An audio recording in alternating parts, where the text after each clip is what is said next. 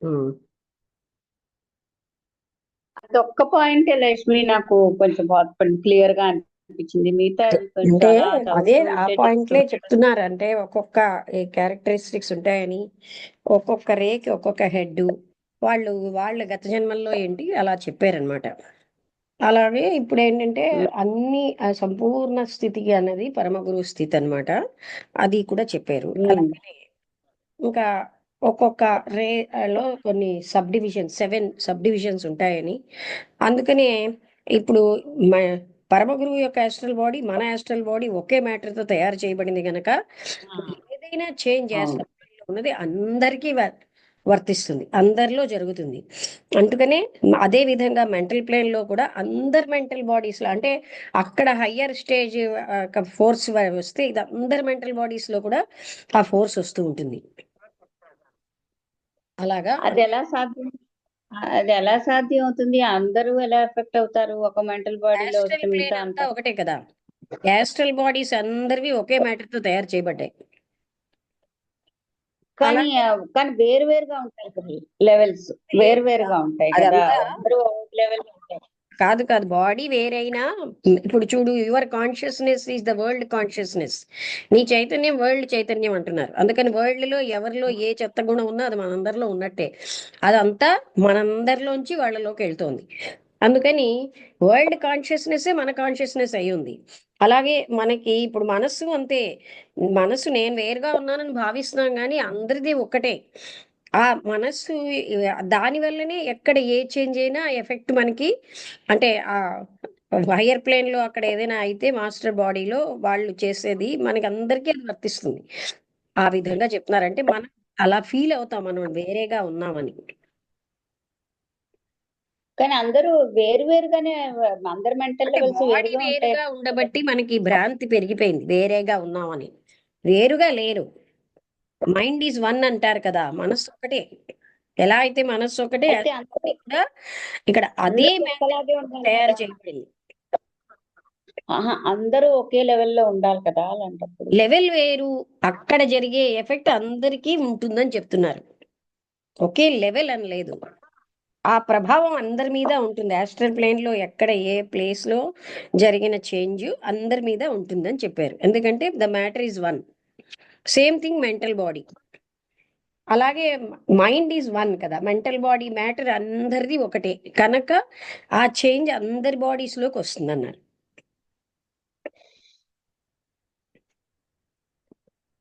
ఉమ్. కానీ దానికి receiving capacity ఉంటేనే అది వస్తుంది, లేకపోతే రాదు కదా, టచ్ అవ్వదు అంటే కదా. బాగా రిసీవింగ్ ఉన్న వాళ్ళు బాగా తీసుకుంటారు, లేని వాళ్ళు ఇప్పుడు చూడు నేను చెప్తున్నాను, చెప్పినవి రిసీవింగ్ ఉన్న వాళ్ళు బాగా తీసుకుంటారు, లేని వాళ్ళకి వెళ్తుంది, అది తీసుకోకపోవచ్చు కానీ వెళ్తుంది కదా. ఉమ్. అలాగా ఆ చేంజ్ ఆ ఇంపల్సెస్ అందరికీ వెళ్తాయి. రిసీవ్ చేసుకోగలగడం అది వాళ్ళ వాళ్ళ దీన్ని బట్టి ఉంటుంది. But because the matter is the same, అన్ని చోట్లకి వెళ్తుంది, అది ఆ ఎఫెక్ట్ వెళ్తుంది, ప్రభావం.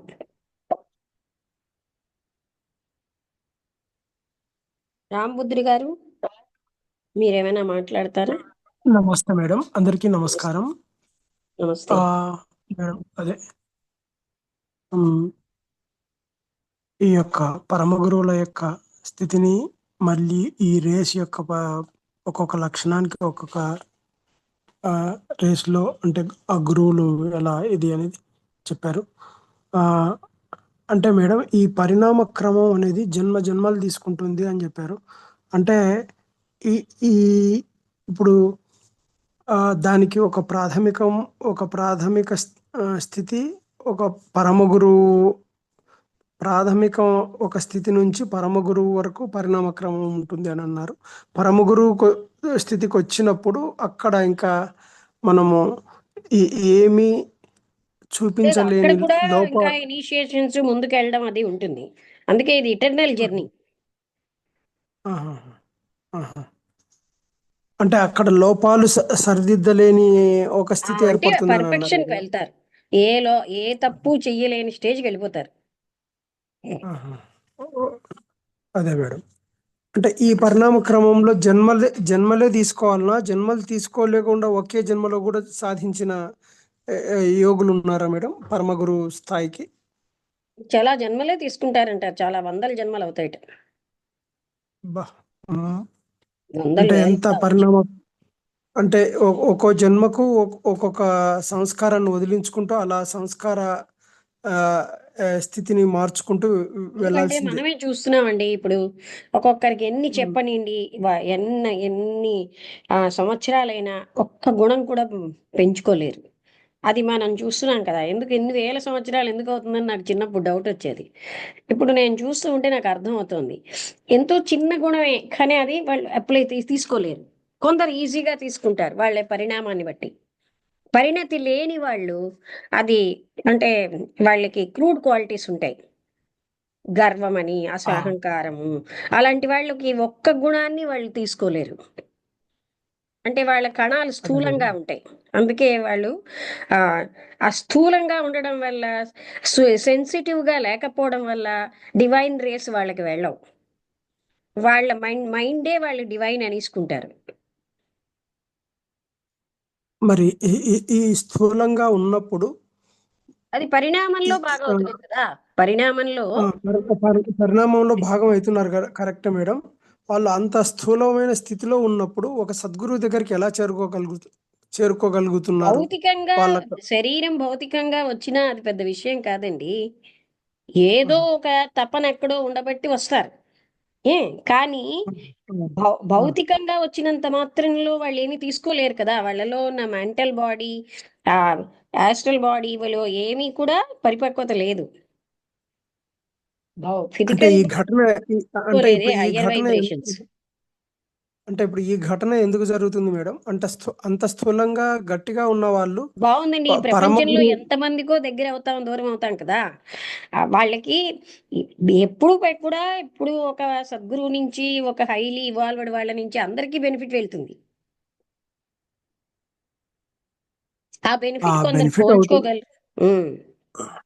అంటే నేను అనేది ఏంటంటే మేడం, ఇప్పుడు అంత స్థూలమైన గట్టి పరిస్థితి ఉన్న ఆ, ఒక పర్సన్ అంటే మీరు ఏ అన్నదానికే నేను పుణ్యంతో సమాధానం చెప్తున్నానండి. వాళ్ళు భౌతికంగా వచ్చిన ఈశ్వరోక్తాలు అనే పుస్తకంలో సౌరీస్ గారు ఏం రాశారు? దగ్గరే ఉండి ఒక జ్ఞాని విలువ తెలుసుకోని వాడి కంటే దూరంగా ఉండి జ్ఞాని విలువ తెలుసుకున్నవాడు ఎక్కువ బెనిఫిట్ పొందుతాడు అని రాశారు.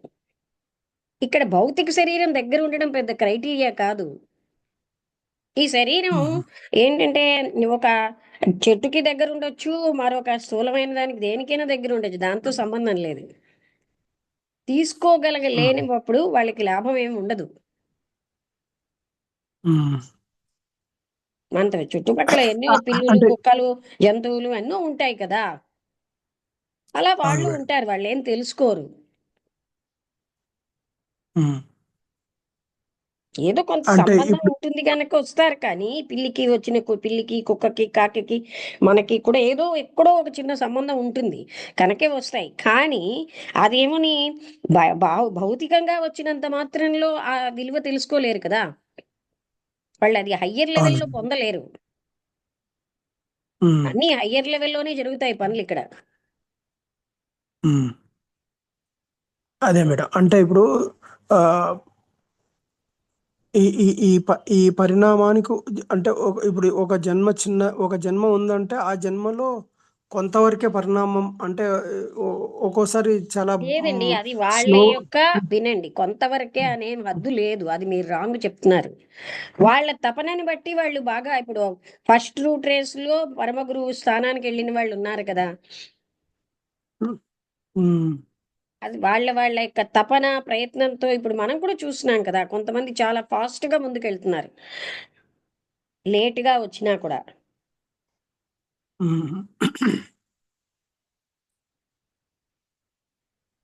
జన్మ ఇది జన్మల పరిణామ క్రమం. ఆ, అంటే ఇక్కడ మనం జన్మ అని అంటే కంటిన్యూటీ ఆఫ్ లైఫ్ ఉంది కదండి. ఆ లైఫ్ కంటిన్యూ అవును అవును అవుతుంది. ఒక డ్రెస్ వదిలేసి ఇంకో డ్రెస్ లాగా, ఈ బాడీ వదిలేసి ఇంకో బాడీలోకి వెళ్తున్నాం కదా. అవును మేడం.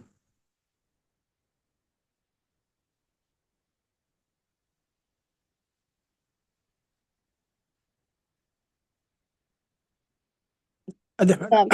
అదే మేడం. అంటే అదే ఈ ఈ పరిణామ క్రమంలో ఉన్న ఒక స్థితులన్నిటినీ వర్ణన ఇక్కడ జరిగింది.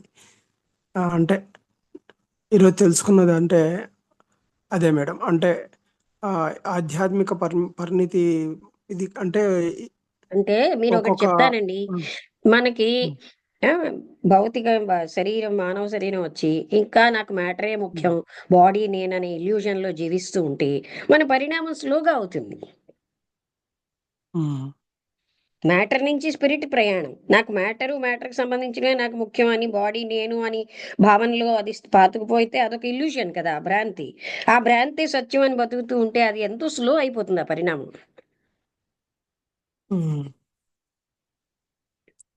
అంటే ఫస్ట్ థింగ్ మ్యాటర్కు ఒక స్థితి అంటే స్థూల స్థితికి సూక్ష్మ స్థితికి భేదాన్ని గ్రహించి స్థూల స్థితి కాదండి, ఇప్పుడు నేను ఇంకో శాశ్వతం రకం కాదు. భాషలో చెప్పనా? ప్రాపంచిక ఉమ్, వస్తువులే ముఖ్యం అనుకుని జీవిస్తాం కదండి. మ్యాటర్ అంటే అది. అవును మేడం. ఉమ్, భౌతిక వస్తువులే ముఖ్యం అని జీవించడానికి మనకేమోని ఆ సూక్ష్మతరమైనటువంటి మోరల్ లక్షణాలు అలాంటివి, ఆ దైవతత్వం అది ముఖ్యం అని జీవించడానికి తేడా ఉంది కదా. దైవత్వం అంటే వీళ్ళకి తెలియని దైవత్వం అలా కాదు. మనకి దైవం అంటే ఏదో మన ఉమ్, కోరికలు తీర్చేవాడని ఒకళ్ళకి ఉంటుంది డెఫినేషన్, మరొకళ్ళకి ఇంకో రకం డెఫినేషన్ ఉంటుంది. అది కాదు.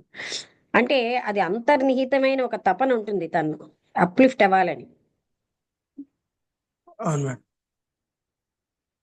అంటే ఇక్కడ ఎంత ఎంత పోగు చేసుకున్నా అంతర్గత తపన లేని స్థితి, తపన లేకుంటే ఆ ప్రయాణం ముందుకు సాగదు. అంతే కదా మీరే మేడం. తెలుసుకోండి, మీకు తపన లేకుండా మా దగ్గరికి వచ్చారు, మీరు ఏం చూస్తారు? ఈవిడ ఈ డ్రెస్ వేసుకుంటుందా, ఈవిడ ఇవి తింటుందా, అంతే చూస్తారు. అంతేనా? మీరు అంతర్గత అవును మేడం. తపనతో వచ్చారనుకోండి, మీకు బహిర్గతమైన వాటికంటే మీకు లోపల ఏముందో అది పట్టుకుంటారు. అవునా కదా?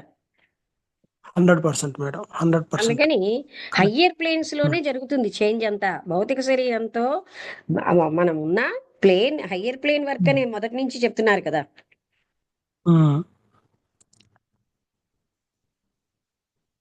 Okay madam. Thank you madam.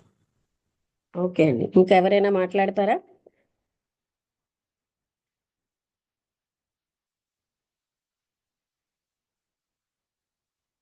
Satyanarayana గారు, నాయుడు గారు,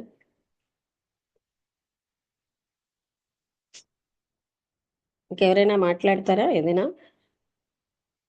మీకు వచ్చిన అభిప్రాయం? లేదమ్మా, వింటున్నాను. ఉమ్.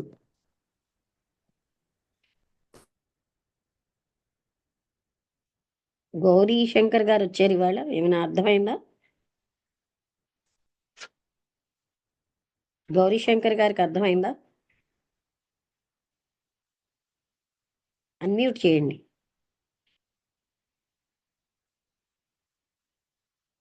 శ్రీనివాస్ లంక,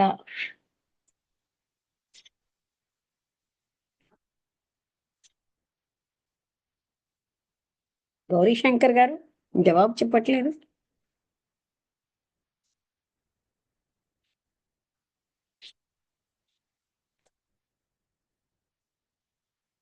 ఓకే, అయితే మనం అందరికీ అర్థమైందా? అయితే ఇంకేమైనా డౌట్స్ ఉంటే అడగండి. నమస్తే మేడం. నమస్తే అండి. ఇప్పుడు ఆ, పరిపక్వత స్థాయి పెరిగి పరమగురువుల స్థాయికి ఎదిగి ఒక రామానుజాచార్యులు, ఒక శంకరాచార్యులు ఈ ఈ ఈ విధమైన ఒక స్థితికి వచ్చి వాళ్ళు రామానుజాచార్యులు కూడా వినండి, పూర్తి అడాప్ట్ అయిపోలేదు. ఒక జన్మలో రామానుజాచార్యులు, ఆ తర్వాత ఇంకో జన్మ, ఆ తర్వాత ఆయన అడాప్ట్ అయ్యాడు క్రిస్తుని ఉమ్, కదా. అంటే ఇప్పుడు రామానుజాచార్య స్థితి నుంచి క్రీస్తు స్థాయికి వెళ్ళాడు. ఉమ్. అంతే కదా మేడం. అంతే, ఆ జన్మలో, ఆ తర్వాత ఇంకో జన్మ ఎత్తారు కదా, ఆ తర్వాత అయితే క్రీస్తు. అంటే ఇప్పుడు సంస్కార బలాలు సనాతనంలో ఉన్న ఒక గురుస్థాయి నుంచి సనాతనం కాని ఒక స్థాయికి అంటే ఆ ఏది పరిణామ క్రమం. సనాతనం కాదు? ఏది సనాతనం ఆ, కాదు? ఆ, మీరు ఏది సనాతనం కాదని చెప్తున్నారు? అంటే ఇప్పుడు ఆ, అన్య మతాలు ఉన్నాయి కదా మేడం, అక్కడికి అడాప్ట్ ఒక్క కావాలంటే విషయం మీకు ఇప్పుడు చెప్తానండి. ఈ డివిజన్ మనిషికి ఉన్నది, అడాప్ట్స్కి లేదు. వాళ్ళు అన్ని మతాల అభివృద్ధి చేస్తారు. వీళ్ళని అతను క్రీస్తు కోసం చెప్పారు కదా, ఫర్ ఆల్ రిలీజన్స్ వర్క్డ్ అని. అసలు క్రీస్తు ఉన్నప్పుడు క్రిస్టియానిటీ అన్నది లేదండి. క్రీస్తేమో ఒక పరమ గురువుగా అన్నింటి అభివృద్ధి కోసమే వచ్చాడు. మీకు అర్థమైందా? ఆయన అంటే తర్వాత ఇప్పుడు వాళ్ళు ఇది క్రిస్టియానిటీ అని స్థాపించేది తప్ప క్రిస్టియానిటీ క్రీస్తు లేదే, క్రీస్తు పెట్టలేదే. అవునా? అవును మేడం. ఆయన తర్వాత ఆ యొక్క ఇప్పుడు బుద్ధిజంని బుద్ధుడు పెట్టడు. బుద్ధుడు మామూలుగా ఆయన బోధలు చెప్పాడు, ఆయన అనుయాయులు బుద్ధిజం అని పెట్టారు. ఆయన బోధలు నచ్చిన వాళ్ళు సేమ్ థింగ్ ఇక్కడను. కానీ ఒక పరమ గురువు ఒక్క ఒక్క మతంకే చేయడు, అన్ని మతాల అభివృద్ధికి చేస్తారు వాళ్ళు. వీళ్ళందరికీ అది తెలియక, అంత జ్ఞానం లేక, డివిజివ్ మైండ్తో అసలు వాళ్ళు బైబిల్ ఏం చెప్పిందో చాలా మందికి తెలియదు. మీకు అర్థమైందా? అందుకని ఆ అవును మేడం. ప్రభావం మనకు ఉండకూడదు. అసంపూర్ణమైన జ్ఞానం వల్ల ఈ మతాలు కొట్టుకోవడం వచ్చింది కానీ ఒక రకంగా చెప్పాలంటే వాళ్ళు డివిజన్ చేసి ఆ యొక్క తత్వాన్ని, అంటే ఆయన తత్వాన్ని ఆ, విచ్ఛిన్నం చేసినట్టే కదా మేడం. అట్లా అంటే పరిపూర్ణంగా తెలుసుకోవడానికి అవకాశం వాళ్ళు లేకుండా చేసినట్టే కదా. మీకు ఒక్కటి విషయం వినండి. అసలు బైబుల్ని, ఒరిజినల్ బైబుల్ని అవగాహన చేసుకున్న వాళ్ళు 100కి 1 కూడా ఉండరు. దాది మార్చేసిన దాన్ని అదే. అందుకని అసలు క్రిస్టియానిటీ లేదు మొదట క్రీస్తు ఉన్నప్పుడు. క్రీస్తు కేవలం అన్ని మతాల ఉద్ధరణకి వచ్చాడండి. అవునా కదా? అదే కదా ఆ, చెప్పారు ఇందాక. అంటే అంటే గురువులు అందరూ అలాగనే ఉంటారు కదా మేడం. అంతే, అది పరమ మనం మనం గురువులు ఎప్పుడూ కూడా పక్షపాతం ఉండదండి. మానవాళ్ళంతా ఒక యూనిట్ వాళ్ళకి. ఈ పక్షపాతం, వాళ్ళు ఇప్పుడు మీరు నా దగ్గరికి వచ్చారండి, నా తాలూకా వ్యక్తిని మీరు నన్ను చూస్తున్నారు, కానీ నేను మీ తాలూకా వ్యక్తి మాత్రమే కాను, అందరి తాలూకా వ్యక్తిని. విన్నారా? కానీ నా తాలూకా వ్యక్తి లాగానే ఆ, కనిపిస్తారు కదా. అది ఎలా అందరికి వేల మంది ఉన్నా అందరికీ అలాగే ఆ గురు కనిపిస్తారు. ఇక్కడ ఇక్కడ ఆ పాయింట్, మీరు గురువు మీరు అలాగనే అడిగే కనిపిస్తారు. పాయింట్ మీరు ముందు మర్చిపోకండి. మీరేమన్నారు? క్రీస్తు అది క్రిస్టియానిటీ అదేదో సనాతనం కాని మతం అని ఏదో మొదలెట్టారు కదా. కాదు, క్రీస్తువు పరమ గురువు గనక ఆయనకి అన్ని మతాల యొక్క ఆ, ఉద్ధరణకే ఆయన వచ్చాడు. అవునా? ఇందాక సెంటెన్స్ అవును మేడం. చదివాం. అవును. మరి నా అంటూ మిగతా వాళ్ళేమో అవగాహన చేసుకున్న వాళ్ళు అలా అవరు. అందుకే చూడండి, ఒక ఆవిడ సిస్టర్ నాకేం చెప్పారు, హయ్యెస్ట్ స్థితికి వచ్చిన వాళ్ళని అన్ని చోట్లకి వెళ్ళమంటారు, వాళ్ళకి ఏది నచ్చితే అది పాటించమంటారు. వీళ్ళందరూ ఆ స్థితికి రావట్లేదు గనక వీళ్ళు ఏంటంటే కొట్టుకోవడం దగ్గర ఆగిపోయారు. అదే మేడం, గురువు వచ్చినప్పుడు ఆయన పరమస్థితిలో పరమ ఆ, ఉచ్చ స్థితిలో విశ్వ కళ్యాణం కోసమే చేస్తారు. ఆ తర్వాత ఆయనను ఒక స్థితికి పరిమితం చేసి ఆయనని ఆ పరిమితం వాళ్ళు చెయ్యలేరు, వాళ్ళు చేసుకుంటున్నారు కదా.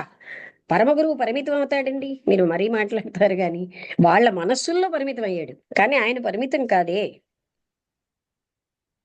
నేను చిన్నప్పుడే అది క్రీస్తు మేడం. యొక్క కారుణ్యం, క్షమ, అందుకని క్రీస్తు యొక్క ఫోటో నా దగ్గర పెట్టుకునేదాన్ని ఆ తలుపు వెనకాల. ఎందుకు? అవి మనకు ఆదర్శం. ఎవరు కాదంటారు అది? క్రిస్టియన్ అంటే క్రీస్తులాగా అవడం.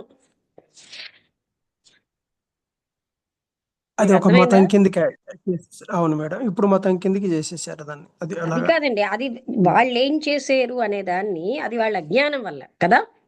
ఇప్పుడు హిందూ అవును. మతం ఏమని పూజలకి పరిమితం అయిపోయిందా, కిచెన్ కిను.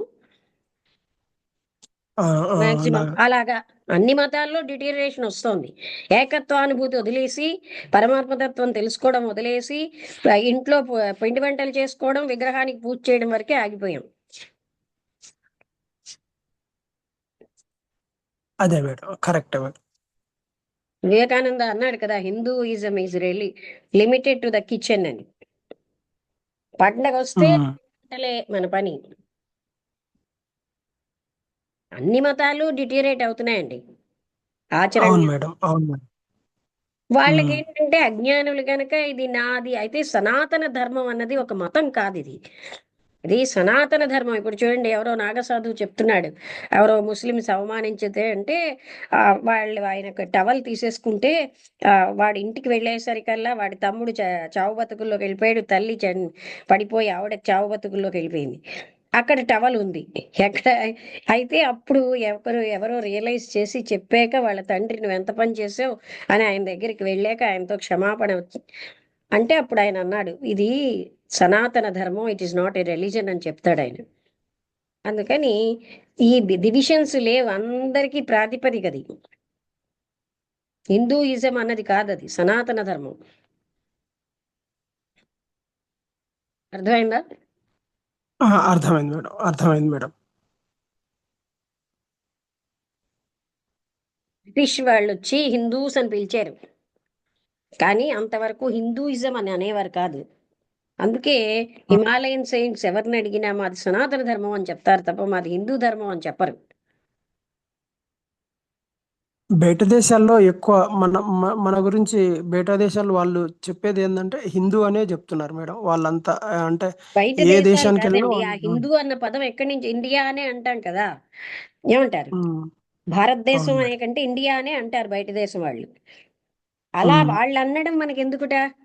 ఇప్పుడు ఆ పాయింట్ కాదు, మీకు అవగాహన కోసం నేను చెప్తున్నాను కదా. అవును మేడం, అవును మేడం. ఉమ్, బయట దేశం వాళ్ళు అన్నది స్టాండర్డా ఏంటి? బయట దేశం వాళ్ళు ఉమ్. మ్యాటర్కే ఇంపార్టెన్స్ ఇస్తారు, మనం కూడా మ్యాటర్కే ఇంపార్టెన్స్ ఇవ్వాలా? వాళ్ళలో కొంత ఇవల్యూషన్ వచ్చిన వాళ్ళు ఎప్పుడు ఇండియాకి వచ్చేస్తూ ఉంటారు, స్పిరిచువల్ ఇవల్యూషన్ వస్తే.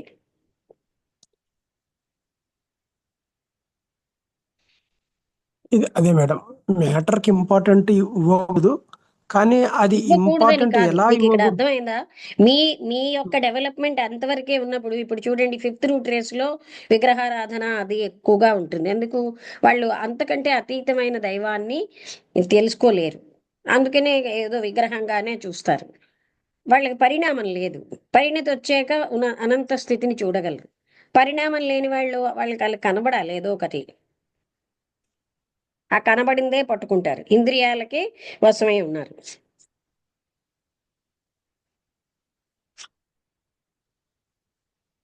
అంటే అతీత అతీత స్థితిని పట్టుకోవాలి అంటే ఆ అనుభూతులు వచ్చినప్పుడే కదా మేడం వాళ్ళకు నమ్మకం కుదిరేది. వాళ్ళు పట్టుకోమని ఎవరు చెప్పారు? అందుకే అదే నేను చెప్తున్నాను, ఆ పరిణామం జరుగుతూ ఉంటే ఆ మార్పులు వస్తాయి. ఇప్పుడు నాకు చిన్నప్పటి నుంచే నాకు ఎవరు ఏం చెప్పలేదు కదా, ఇది వద్దు ఇది చెయ్యి అని. విగ్రహారాధన మాత్రం ఇంట్లో ఎలా చేయలే. కానీ నాకు అది ఇంటర్నల్ గా ఎలా వచ్చింది, ఏ గురువు చెప్పారు అంటే, అనంతమైనటువంటి ఆ తత్వంలోంచి మన అందరికీ వస్తుందండి, మన తపనని బట్టి. అంటే మనకు వ్యక్తిగత జిజ్ఞాస లేకుంటే మనకి ఏ ఏ స్థితి ఆ, ఇది అంటే ఇది జిజ్ఞాస కాదు. లేకపోవడమే కాదు, ఎవరికైతే ఆ జ్ఞానం అంటే ఉన్నత స్థాయికి రాదో వాళ్ళలో స్థూలత్వం ఎక్కువ ఉంటుంది, అహం ఎక్కువ ఉంటుంది, వాళ్ళకి సమస్తం తెలుసు అని అనుకుంటారు. ఇప్పుడు మీరు చూడండి, లోయర్ మెంటల్ నేచర్లో అసూయ, ద్వేషము, కోపము అవన్నీ ఎక్కువ ఉంటాయి. వాళ్ళకి అహంకారము, గర్వము ఇవన్నీ లోయర్ మెంటల్ లక్షణాలు. హయ్యర్ మెంటల్కి వచ్చేసరికల్లా ఏకత్వం, పరభావం బాగా ఉంటుంది లోయర్ మెంటల్లో. అర్థమవుతుందా? అర్థమవుతుంది మేడం. వాళ్ళకి పరిణామం వచ్చి హయ్యర్ మెంటల్కి వచ్చే కదా, వాళ్ళకి ఉమ్. అందరూ ఒకటే అనే ఒక స్థితి, అంత చరాచర జగత్తు మీద ఏకత్వానుభూతి వస్తూ ఉంటుంది. నేను వేరేగా ఉన్నానన్న భావం డిజాల్వ్ అయిపోతూ ఉంటుంది.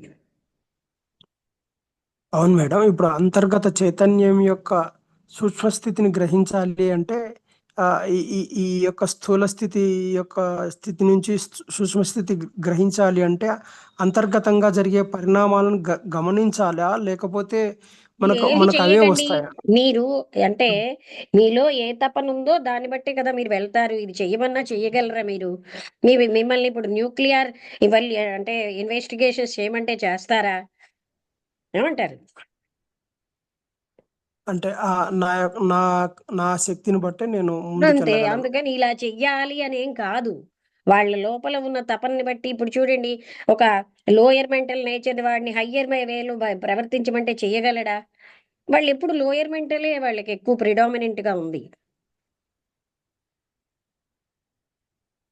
అర్థమవుతోందా? అలాగే హయ్యర్ మెంటల్ వాడు లోయర్ లో ఉండలేడు. లోయర్ పరిచయం ఉంటుంది, కానీ లోయర్ లో ఎక్కువ కాలం జీవించడు. లోయర్ బాడీస్ ని వాడుకుంటారు వాళ్ళు, కానీ అంటే వాళ్ళకి అంటే హయ్యర్ అంటే మెంటల్ ఫోర్సే లోయర్ బాడీలోకి వస్తుంది. అంటే నేను అడిగేది ఇక్కడ ఏంటంటే మేడం, ట్రాన్స్ఫర్మేషన్ మనం గుర్తించినప్పుడు జరుగుతుందా, ఏమి గుర్తించకుండానే జరిగిపోతుందా చెయ్యక్కర్లేదు, మేడం? ఇది అబ్లిగేటరీ జర్నీ. ఏమంటారు, మీ సంస్కారాలని బట్టే మీరు అది చేస్తూ ఉంటారు, మీకు ఆ తపన అప్పుడు దాన్ని బట్టి వస్తూ ఉంటుంది. అంటే సంస్కారాలు మారిపోయి ఉచ్చస్థితికి వెళ్ళిపోయే స్థితులు రావాలి కదా మేడం? అంటే అది అదే అది లోపల మీకు కొంచెంగా ఇది రైట్ కాదని తెలుస్తూ ఉంటే రైట్ వైపు వెళ్తున్నారా లేదా, అంత సహజంగా జరుగుతుందండి. ఆ సహజత్వం ఉమ్. అక్కర్లేదు. ఒక్కసారి అంటే ఇప్పుడు లోయర్ మెంటల్ వ్యక్తి హయ్యర్ మెంటల్కి వెళ్ళలేడు కదా. అవును మేడం. అంటే స్థూలత్వం ఉన్న వ్యక్తి స్లోగా జరుగుతుంది, సూక్ష్మ స్థితిని గ్రహించగలిగే శక్తికి ఉన్నవాడికి కొంచెం ఫాస్ట్గా జరుగుతుంది. కాదు, వా ఎవరి ఫాస్ట్నెస్ వాళ్ళది, అక్కడ ఉన్న లక్షణాలు ఉమ్. అవి, ఆ ప్లేన్ లక్షణాలను బట్టి అది జరుగుతుంది. Okay madam, thank you madam. Okay, ఇంకెవరైనా ఏమైనా అడుగుతారా?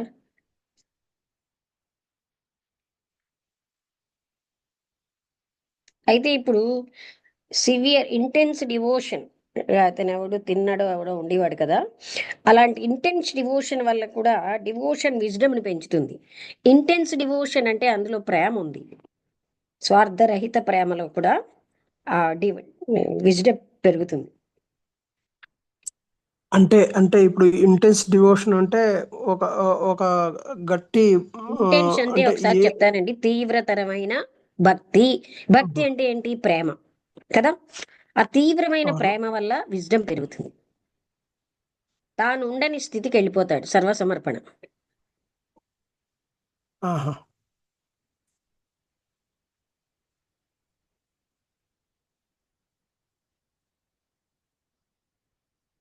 Okay madam.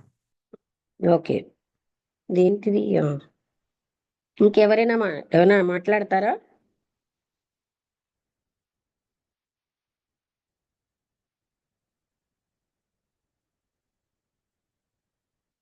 అందరికీ అర్థమైంది కదా, అయితే నేను క్లోజ్ చేసినా.